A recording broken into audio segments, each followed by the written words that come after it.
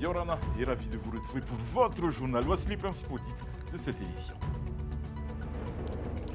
Un déferlement de touristes au terminal de croisière avec l'arrivée ce matin du Quantum of the Seas, l'un des plus grands paquebots au monde.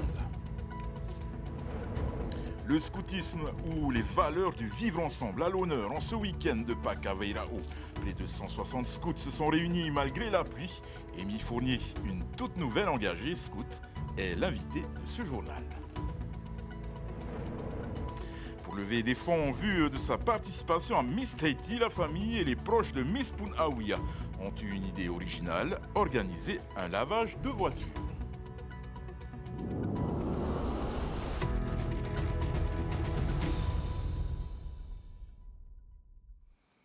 Et ce matin, l'un des plus grands paquebots au monde, le Quantum of the Seas, a fait son entrée dans la rade de Papeete.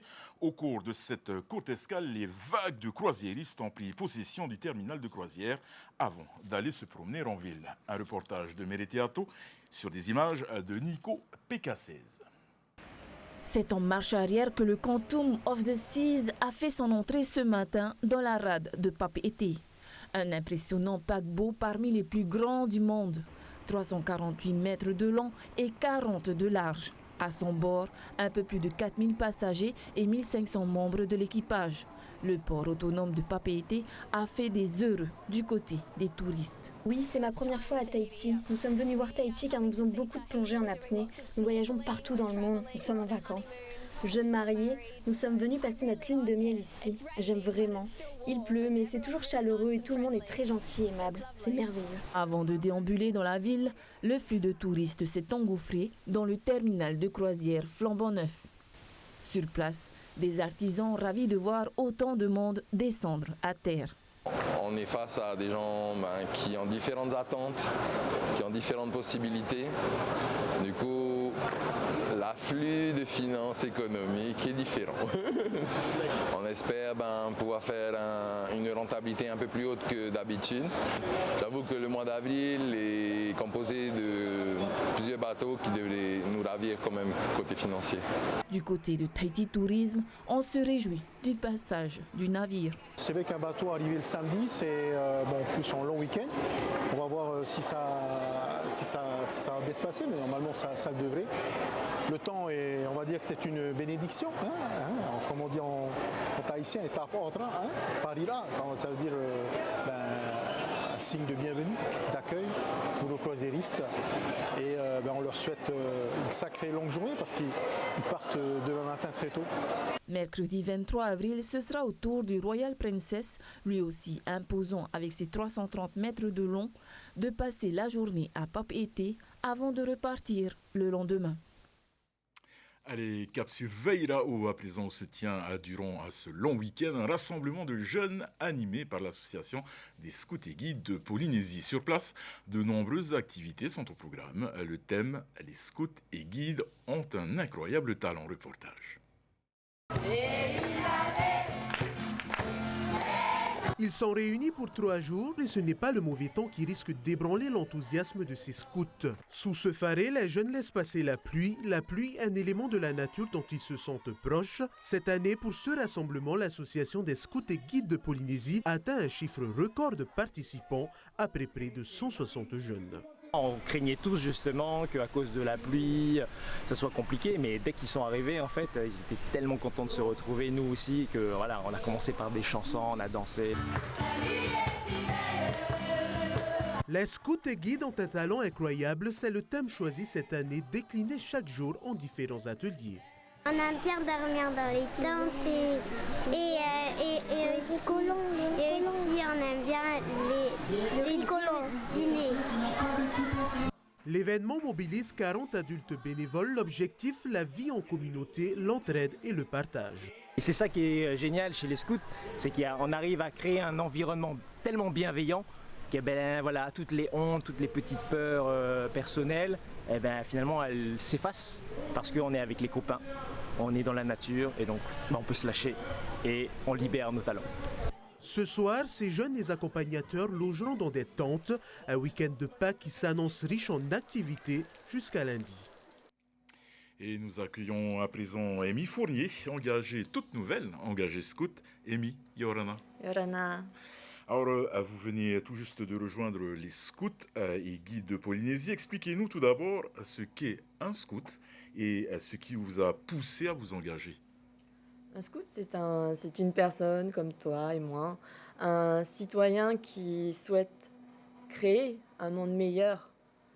Et pour moi, c'est une des valeurs du scoutisme que j'apprécie beaucoup. Et c'est pour ça que je me suis engagée, car je crois en l'avenir, je crois en nos enfants, je crois avant tout en nous. C'est une philosophie de vie aussi créée par Baden-Powell, si je ne m'abuse. Tout à fait, tout à fait. Est-ce que c'est difficile de rentrer dans le scoutisme? Faut-il être parrainé? Y a-t-il des épreuves ou une période de test avant d'être reconnu? Pas du tout, pas du tout. C'est très, très, très facile de pouvoir rentrer dans les scouts. Suffit de se rapprocher des entités qui existent déjà et de les contacter, de se renseigner auprès des chefs par rapport à l'âge des enfants et en conséquence de venir à une journée, un camp, voilà, de se renseigner. Quelles sont les valeurs qui vous semblent importantes au sein du scoutisme? Est-ce que le but est de se reconnecter à l'essentiel, à la nature et aux valeurs humaines, au partage? Je pense qu'avant tout, c'est surtout les valeurs humaines qui sont en premier lieu une des principales valeurs. Hein. C'est également être en nature, de se reconnecter à la nature, mais j'ai envie de dire, pour moi, ce qui est plus important, c'est cette connexion qu'il y a entre les enfants, le partage qu'ils ont entre eux, et également l'apprentissage par l'action qui se met en place, en fin de compte, et également le grandir ensemble. Quand vous parlez d'apprentissage, on leur apprend à ces enfants de faire du feu, comment faire du feu sans briquet, entre guillemets, sans allumettes. Vous leur apprenez à faire à manger, à essayer de se débrouiller, quoi qu'il en soit, dans cette nature vaste dans laquelle nous vivons. J'ai envie de dire même plus loin, pouvoir se débrouiller, pouvoir gagner confiance en soi, d'abord. Avant de pouvoir allumer un feu, c'est d'abord cet apprentissage de soi qu'on met en avant. Et ça passe par tous les échanges qu'on a ensemble. Est-ce que tous les jeunes qui sont réunis à Veirao se connaissent déjà ou c'est justement l'occasion de tisser des liens? Ils ne se connaissent pas tous, mais c'est quelque chose d'extraordinaire, de magique, j'ai envie de te dire. Même s'ils ne se connaissent pas tous, il y a ce lien, cette connexion qui existe dans le scoutisme. Et c'est ce qui est très fort. Combien de fois par mois et par an est-ce que vous vous réunissez? On se réunit à peu près une fois par mois. Donc, ça dépend des unités. Voilà, ça dépend des âges. Après, les grands rassemblements, on le fait vraiment une fois par an. Et après, plusieurs camps peuvent se faire en fonction des âges, tout au long de l'année. Et pourquoi avez-vous choisi pour thème cette fois incroyable talent? Quels sont vos objectifs? Alors pourquoi incroyable talent? Parce que au sein de chaque enfant, chaque personne, existe un talent. Il existe beaucoup de talents, je dirais même, hein, pour ne pas se limiter. Le but, c'est que les enfants en prennent conscience et qu'ils puissent l'exprimer. Qu'ils puissent l'exprimer avec des amis, avec toute l'équipe qui est à côté, toute cette équipe qui est là pour les accompagner à sortir cet incroyable talent qu'ils ont en eux, en fin de compte, qui n'oseraient pas le faire peut-être dans d'autres situations. Voilà, tout à fait. Ça permet justement de vaincre leur timidité, peut-être, d'être entre scouts. Et puis même, un talent, ça peut être un artiste, ça peut être quelqu'un qui va créer tout l'environnement du spectacle, tout simplement. Donc voilà. Merci beaucoup. Merci, Amy. j'aimerais faire un petit coucou à tous ceux qui sont restés, tous les chefs qui sont sur Beirao et voilà, on y retourne. Scout toujours prêt. Merci beaucoup. Scout a toujours pris. Merci d'avoir accepté notre invitation. Merci beaucoup. Elle est devenue Miss Punaauia le 1er mars au Parc Veil et désormais Helinaï Tamari se concentre sur son prochain objectif, représenter sa commune à l'élection de Miss Tahiti 2025. Pour la soutenir dans ce projet, sa famille collecte des fonds. Elle proposait ce matin un lavage de voitures dans le parking de la mairie. Reportage de Meriteato et Naya Bennett. Un temps maussade, une pluie fine. Rien ne peut effacer le sourire de la famille Tamari ce matin. Toute la journée, elle a organisé un lavage de voitures solidaire à 1000 francs derrière la mairie de Punaauia. On le fait pour faire une levée de fonds pour l'aider à aller à son prochain objectif qui est Miss Tahiti, après Miss Punaauia, voilà. Et c'est l'occasion aussi pour nous de se retrouver en famille et les amis, tout ça, qui veulent passer. Les enfants ils s'amusent, tout le monde participe et c'est dans la bonne ambiance, tout le monde est content. On espère que l'aventure continue et qu'elle aille encore plus loin. Les proches et les amis se sont prêtés au jeu.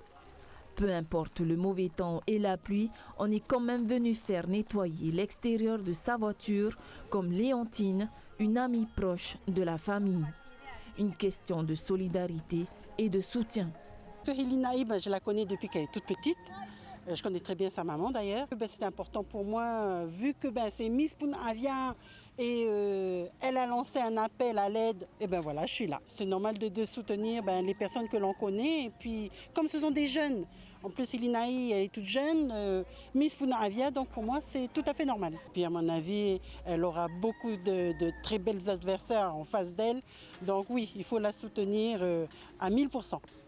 Ceux qui veulent voir Helinaï réaliser son rêve à Miss Tahiti ont désormais rendez-vous le 10 mai. Ce jour-là, la famille organisera une vente de plats de chèvre au lait de coco et il n'y en aura pas pour tout le monde. Allez, deuxième journée des Polynesian Battle Games et place à 3 nouvelles épreuves sportives. Parmi elles, une épreuve aussi redoutée qu'attendue, le tir à l'arc. Ce sont les femmes en individuel qui ont ouvert le bal avec précision et concentration. Un défi qui n'a pas manqué de faire monter la pression, y compris chez les messieurs. Côté plage, les compétiteurs se sont confrontés au redoutable Devil Sprint, une épreuve alliant force et endurance. Le dernier exercice n'était qu'autre que le Snatch Inferno, qui, comme vous le montrent ces images, porte bien son nom. Et avant de refermer ce journal, un mot de météo. La vigilance orange est maintenue aux îles du vent. Des épisodes de fortes pluies et des grains orageux sont attendus jusqu'à demain, selon Météo France. Ces pluies pourront occasionner d'importants cumuls de précipitations par endroits. L'instabilité persiste jusqu'à lundi avec des averses orageuses et grains orageux alternant avec des périodes d'accalmie. Allez, votre soirée sur Tahiti Télévision. Ne manquez pas à 19h votre magazine de la glisse Waves, suivi de The Voice 2025, les battles. En vous souhaitant une excellente soirée sur Tahiti Télévision et à demain, même heure. Retrouvez ce journal en replay sur notre site internet et notre application mobile TNTV.